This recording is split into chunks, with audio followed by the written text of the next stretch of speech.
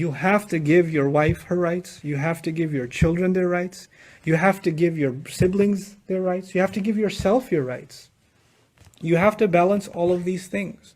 If you don't balance them, then you will end up doing dhulm, injustice, wrong to at least one of them. Either yourself, you'll be wronging yourself.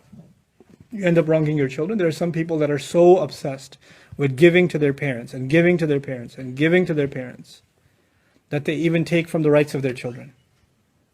And sometimes there are parents who ask and ask and ask and ask, and they take more than their right.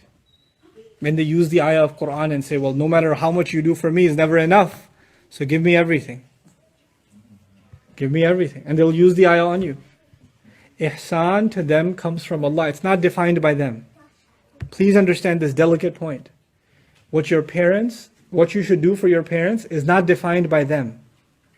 It's defined by you and Allah. If they're asking you to sacrifice the well-being of the people in your care, if they're asking you, for example, some parents ask the husband to punish the wife, to not talk to her anymore. Some parents ask the husband to not allow some basic rights in the family. You can't do that. You can't allow that. When you married a woman, you took her in your care and you promised to be her wali. You promised to protect her. You took the place that her father used to have. Her father would protect her no matter what. And you signed a nikah. أَخَذْنَا مِنْكُمْ مِيثَاقًا غَلِيظًا. You took a heavy contract from them. And now they're under your care. So I don't care what your mom told you or what your dad told you. You can't do wrong by your wife. But the flip is also true. You can't listen to your spouse and do wrong by your parents.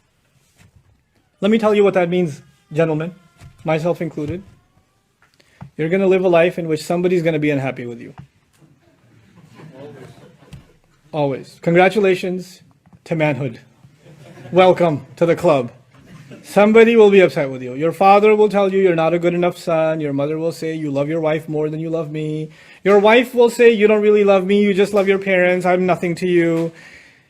Your children will say you're always with grandparents, with grandpa and grandma, you don't care about us.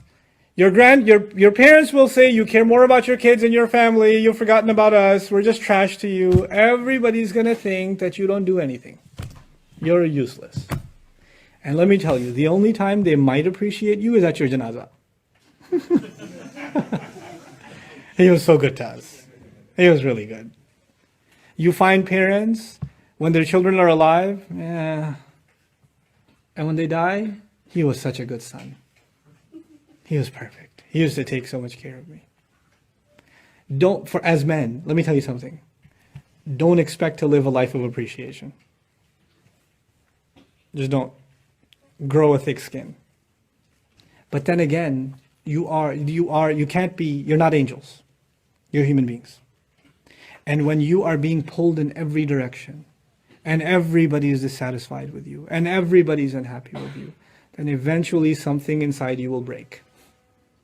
Eventually, you can't balance all of this. You just can't. You're going to have to learn to find the balance between two things. One, you get so angry and say, I can never make anyone happy anyway, so I stop trying. Forget everyone. The other extreme, you keep trying to make everyone happy, and the only one miserable left is who? Yourself. You're miserable. And when you're miserable, you can't be good to anybody else. You're no longer going to be able to be a good father, a good husband, a good son. You can't do those things if you've lost yourself. You cannot. There are some times in our relationships that we are the abuser. The men are the abuser. We're the ones that are not giving the rights. And sometimes we are in relationships where the people that need from us, the people that depend on us, become abusive. They become abusive towards us. You have to draw that line of what your rights are. You have to be able to demand your rights. And at the same time, you have to make sure you're not an oppressor.